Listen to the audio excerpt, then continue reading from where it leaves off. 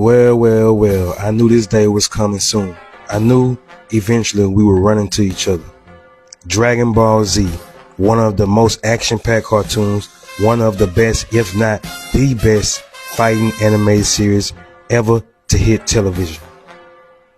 But like most in every cartoon or movie, there's always a hidden agenda somewhere. Dragon Ball Z is 100% satanic. 100%. Now, if you're one of them people who don't believe in the Bible or God or Jesus, then you might as well turn around and stop watching this video, because everything I'm about to say is me exposing according to the biblical belief. Okay, so first of all, Dragon Ball Z revolves around the occult. Everything you see is them pushing occult customs. It's centered around polytheism, the belief in many gods, the belief of reincarnation, the belief of a immortal soul that lives on forever. Like once you die in Dragon Ball Z, you will be sent to another world where you'll be judged. You either go to heaven or hell. But according to Dragon Ball Z, hell is not a place of fire and torment. It's actually a nice, quiet place. Now just think about the message this sends to the believer who is influenced by this show. Oh, look, I can do whatever I want. I don't have to obey no laws. I can live how I want. Who cares if I go to hell? It's a nice place. No, hell is not a good place. It's not a quiet place. Hell is the lake of fire, a place you don't wish on your worst enemy. Then there's another part of hell where they're surrounded by bloody rivers and they just sitting here watching the fight. They're not in torment. They're not in fire or nothing. They literally just chilling, watching the fight, as if hell is a place where you just be chilling, watching TV. They trying to sell an illusion to you to make you think that hell is not a bad place. This is a lie. But like I said, this cartoon is centered around the occult, and they are pushing their philosophies on you, especially the kids, teaching you that the soul is immortal, that when you die, you're not resting until judgment like the Bible said. When you die, your soul continues and you live on forever. Like when they died, they was up there training with King Kai.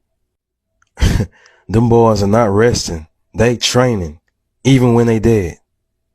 So they're giving the illusion that the soul lives on forever.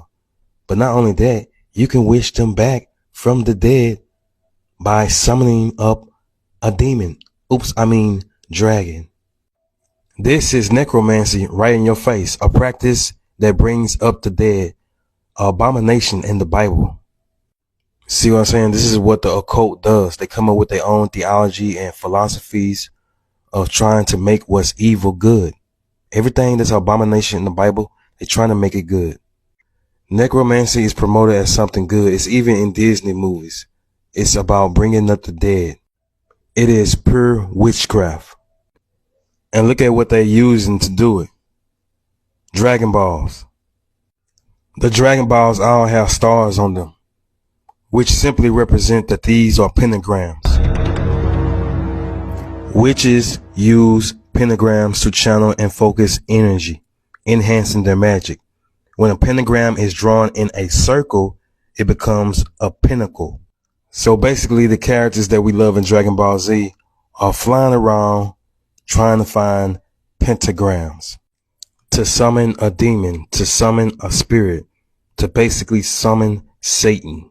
That is the same exact thing I said about that cartoon Captain Planet. All they really doing is conjuring up a spirit. You get it? When they put their rings together, these rings is how they perform their witchcraft. In the same way like the rings, they put these balls together to summon a demon, which is that big giant dragon. Now the dragon simply represents the serpent in the Garden of Eden. Remember, the serpent fooled Eve and told her she would be like God, knowing good and evil. Her eyes will be open, selling her the illusion that she would be like a god. That's exactly what this occult stuff is built off of, the serpent, because the serpent represents Lucifer. Lucifer fell because of his pride. He thought he was God, or thought he can overthrow God. Fast forward today, the new age teachings and spirituality people are now caught up in this same lie. They're doing exactly what Lucifer did. They full of pride and they all about themselves, proclaiming to be gods. According to Anton LaVey, the founder of the Church of Satan, Satanism is not necessarily worshiping Satan, but worshiping yourself, believing that you are a goddess or a god. That's Satanism, according to him. That's something to think about for those who celebrate birthdays. On your birthday, you are celebrated as a god. You are worshipped. The whole day is revolved and centered around you. You're being idolized. What else you do on birthdays? You blowing out candles, making a wish. Making a wish to who? Because God don't grant wishes. Just like the dragon in Dragon Ball Z, it's granting wishes. God don't grant wishes. The dragon granting wishes represents Satan giving man the desires of his flesh.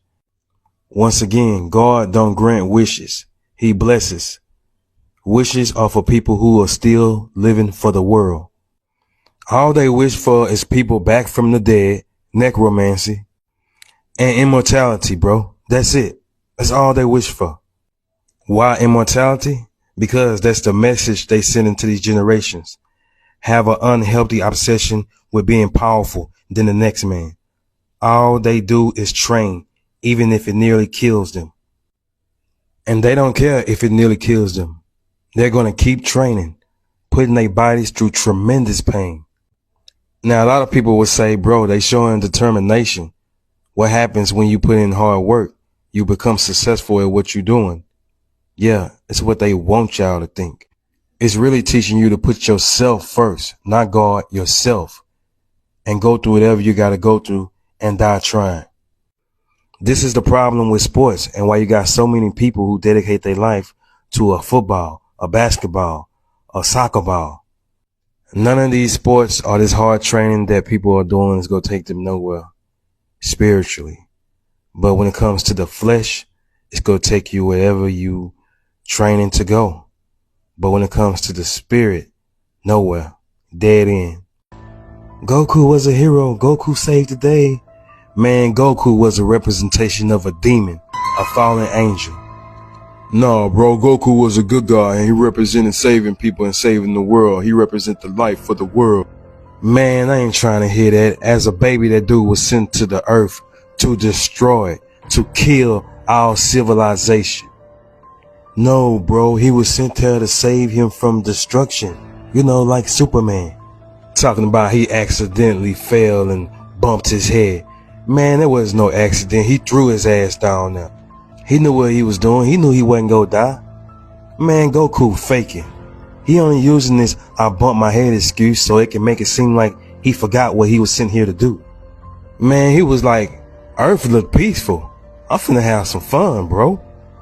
Man, I'm finna enjoy the view of the world by flying on a cloud. I'm finna eat up all the food in this house. Oh yeah, and neglect my family and train like hell. Oh yeah, and let me train my son just in case I don't feel like fighting no more. He can just handle my lightweight. So nah, Goku didn't lose his memory. He just used Earth to get away from them annoying ass Saiyans. See, Goku was dark, and don't forget about the pedo stuff that he was doing with Bulma when he was the age 12 and she was 16. He looked under her dress with his stick, claiming that he was looking for a tail. Nah, bro, we knew what you was doing. And then she also offered to show her goods to Goku if he give her the Dragon Balls in exchange for the Dragon Balls. Pedo activity. And then you have Vegeta, a character who does not change at all, bro, through the whole show. He's prideful, arrogant, and has love for no one. But yet, he's on the good side with Goku now. Now, Bulma represents the women out here today. She represents these women who have these sorry ass, no good, don't take care of the kids ass, hood ass baby daddies who don't do nothing. Because it's like, Bulma, how in the hell did you end up having a baby by this dude? He is a straight up serial killer. Literally, bro. He don't give a damn about baby Trunks or Bulma. So how in the hell is this dude still on the side with Goku and his crew? And he represents evil and they represent good. That's because this show promotes dualism, two opposing forces that don't represent good and evil as opposites but equal. This is why Goku and Vegeta do the fusion thing. It's about merging good with evil because they believe they're equal. So it's teaching kids to accept evil, to accept witchcraft, to accept good and evil as a balance, Baphomet teachings. It's a cool cartoon, action-packed, like I said. As long as you see the agenda and don't get caught up in the lies and their philosophies, you should be alright.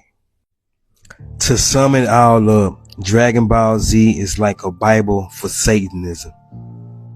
It's teaching that man can become a god. Teaching man the evolution lie of that man came from apes. And with the Namek race, it's teaching that the world is ran by a reptilian race. Because a lot of people still running with this theory today. They even believe Donald Trump is a reptilian. It's normalizing witchcraft, trying to make it cool to summon up a dragon, which simply represents a demon, summoning up a demon with pentagrams. It's all witchcraft and they normalizing it. And wow, you need 7 Dragon Balls. That's funny because the 7th day is the Most High Elohim's holy day. See, like I said, everything that the Bible came out with, they make a perversion of it. They make a false version of it. So the 7 to them is sacred because the 7th day is sacred to the Most High. If you watch Dragon Ball Z and if you study it, all you will see is basically Hinduism and Buddhism teachings. And now a lot of Christians and people who believe in the Bible have adopted these same doctrines and teachings under the umbrella of spirituality. They believe in achieving a higher version of yourself by awakening the Kundalini spirit. But believers are moved by the Holy Spirit and led by the Holy Spirit, not a Kundalini spirit. So y'all gotta pick one. And if you look closely, the Kundalini spirit is supposed to be a representation of a serpent. That Dragon Ball Z dragon represents that serpent. And you becoming this higher version of yourself is symbolic for them being gods in Dragon Ball Z. That's all it is. When you see them powering up like that, that simply just represents you trying to awaken your Kundalini spirit. And that is why you see a lot of black people going around saying that they are gods, because they have adopted these practices from Hinduism, from Buddhism. They show the same thing in that movie, The Last Dragon. The whole time he was looking for the master, but according to the movie, he was the master. He was the god in himself that he had to awaken. And that's exactly what they're trying to show you in these Dragon Ball Z animations, that you are gods and you have the power to do this and do that. This stuff is promoted everywhere. And those who don't have the discernment of truth, they will see these things as harmless. So like I said, the show is cool, fun, action-packed cartoon. As long as you don't get caught up in their lies and propaganda, as long as you can see what they doing, you should be alright.